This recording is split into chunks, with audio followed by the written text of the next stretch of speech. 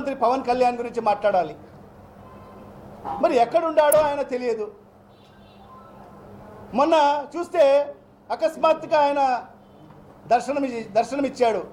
పొద్దునే షార్ట్ వేసుకొని టీషర్ట్ వేసుకొని గన్మెన్లు పెట్టుకొని కాన్వాయ్ పెట్టుకొని ఒక సెలూన్ షాప్ ఓపెన్ చేసే దానికోసం వచ్చాడు. ఈ రాష్ట్రంలో ఇన్ని అఘాయిత్యాలు జరుగుతూ ఉంటే, ఇంత మాన ప్రాణాలు పోతూ ఉంటే, ఇంతమంది బాలికలకు హత్యలు ఆత్మహత్యలు మరి అదేవిధంగా అత్యాచారాలు జరుగుతూ ఉంటే మరి ఆయన ఏ కోశాన మాట్లాడాడు. మరి ఈ సందర్భంగా మరి డిప్యూటీ సీఎం పవన్ కళ్యాణ్ గారు మాట్లాడారు.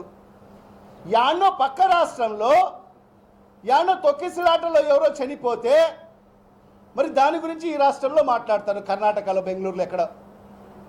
ఈ రాష్ట్రంలో జరుగుతున్న పరిస్థితుల గురించి మాట్లాడాడు. అంటే నోట్లో ఎలక్కాయ పెట్టుకుని కూర్చుని ఉన్నాడు. పిఠాపురం ఆయన సొంత నియోజకవర్గంలో కూడా దళితులను మరి ఆ పీఠాపురం ఊరిని వెలివేత చేయడం జరిగింది. మరి ఆనాడు కూడా స్పందించాడు, ఒక శాసనసభ్యుడిగా కూడా స్పందించాడు. అంటే ఆయనకు కేవలం ఒక ప్రోటోకాల్ ఇచ్చేసి, ముఖ్యమంత్రి స్థాయి ప్రోటోకాల్ ఇచ్చేసి, ఒక హెలికాప్టర్ ఇచ్చేసి, కాన్వాయ్ ఇచ్చేస్తే చాలు. ఆయన కార్యక్రమాలు తీసుకుంటా ఈరోజు సనాతన ధర్మం అని చెప్పుకుంటూ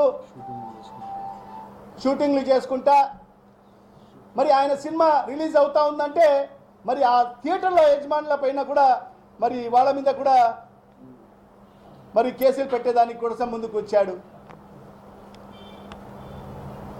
మరి ఈ రకమైన పరిపాలన మరి ఈరోజు ఈ రాష్ట్రంలో మనం చూస్తున్నాం. పూర్తిగా పరిపాలన వైఫల్యం చెందింది ఈ రాష్ట్రంలో.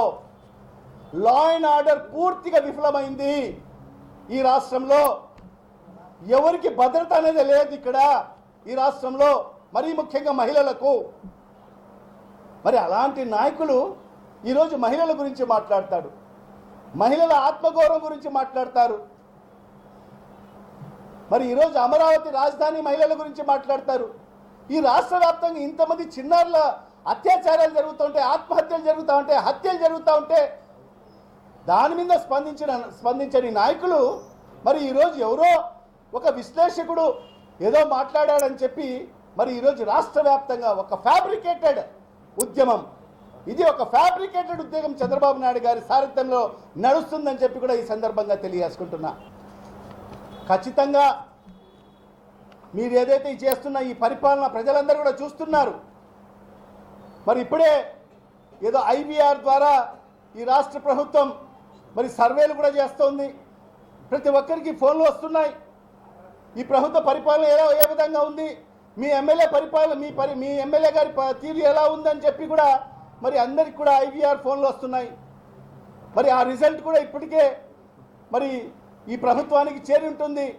మరి అవన్నీ కూడా వ్యతిరేకత ఏ రకంగా ప్రజల్లో ఉందని చెప్పి స్పష్టంగా తెలిసిన తర్వాతనే మరి ఈరోజు ఫ్రస్ట్రేషన్ లెవెల్ ఏదైతే చంద్రబాబు నాయుడు గారికి మరి విపరీతంగా పెరిగిపోయిన పరిస్థితి కనిపిస్తుంది.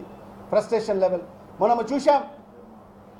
ఏదో జూమ్ మీటింగ్లో అందరు శాసనసభ్యులతో మాట్లాడుతూ మరి వాళ్ళకందరికి కూడా మరి కొన్ని హింట్లు కూడా ఇచ్చాడని చెప్పి కూడా మేము చూసాం.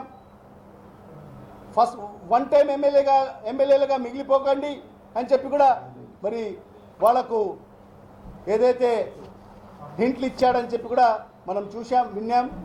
మరి ఈ రకంగా ఖచ్చితంగా వైఎస్ఆర్ కాంగ్రెస్ పార్టీ అనేది ప్రజల పక్షాన ఉండే పార్టీ. మా నాయకుడు శ్రీ వైఎస్ జగన్మోహన్ రెడ్డి గారు ఖచ్చితంగా ప్రజల పక్షాన, ప్రజలకు ఎక్కడ అన్యాయం జరిగితే ఖచ్చితంగా వాళ్ళ పక్షాన పోరాడడానికి మా నాయకుని సారథ్యంలో మేమందరం కూడా మరి ముందుంటామని చెప్పి కూడా ఈ సందర్భంగా తెలియజేసుకుంటున్నాము.